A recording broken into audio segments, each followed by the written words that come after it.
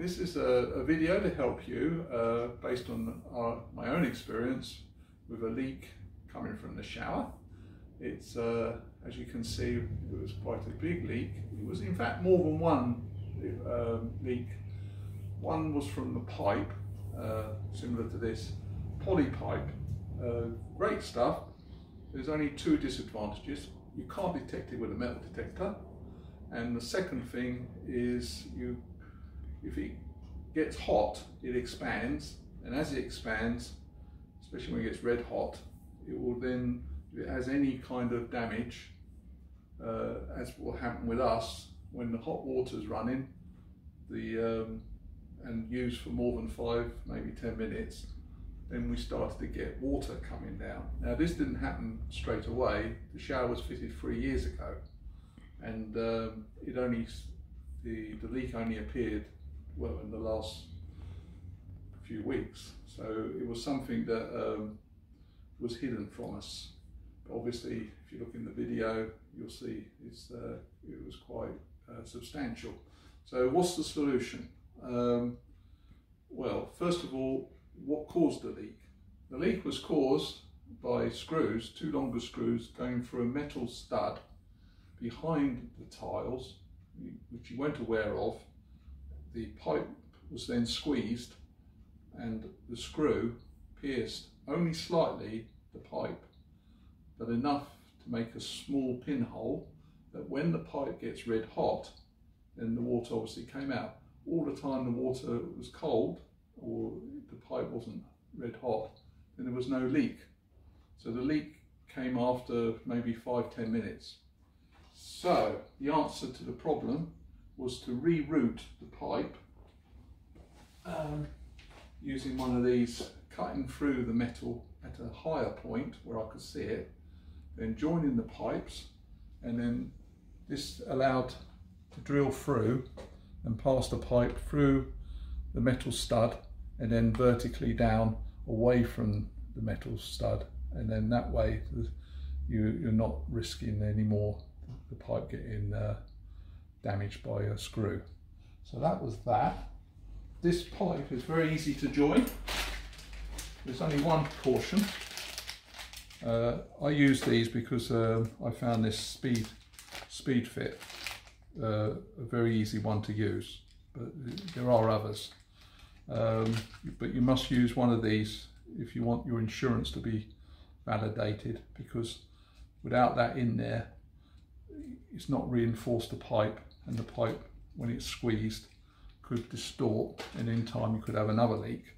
And these are very easy to use. You just push them on and then you just turn, and then that's locked. But the important thing to know is that obviously you push it in far enough. It's got to go inside. If it doesn't go in far enough, then you could again end up with a leak. Maybe after this I wouldn't use the same thing. Oh yes, you can. And then tighten it up. Okay, I'm not a plumber, but I've had no problems, and I've done all my taps in the house using these fittings without any problem. Now as for the other leak in the shower, that's caused by them fitting the frame, and no house is perfectly square, no wall, and what the problem is there is that between the frame and the wall there's a small gap.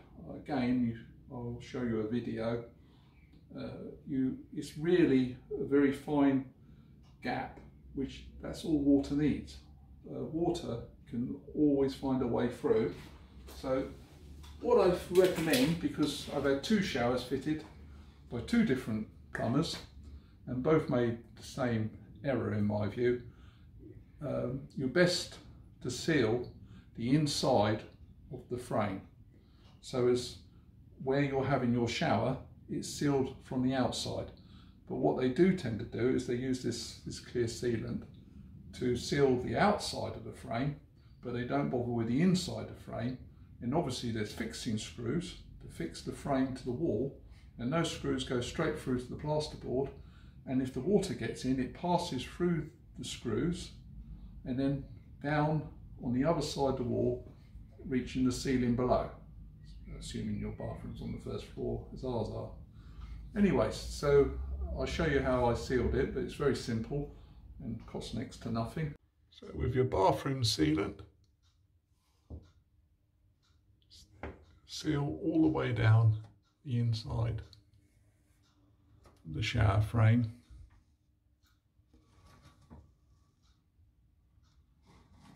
Taking care not to miss anything.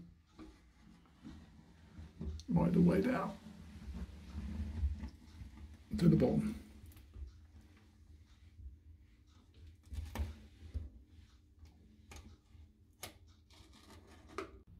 Right, of course, making good. The ceiling was damaged, as you saw. Cut it out, and then what I did is I used these like links of wood, a couple of them across, making like a batten, and then what I had trouble with is when you go and buy plasterboard, they try and sell it in 2 metre lengths, which is rather large. If it's this 12.5mm depth, but if you buy the thinner stuff, obviously you're going to have to. It's in a better, more manageable size.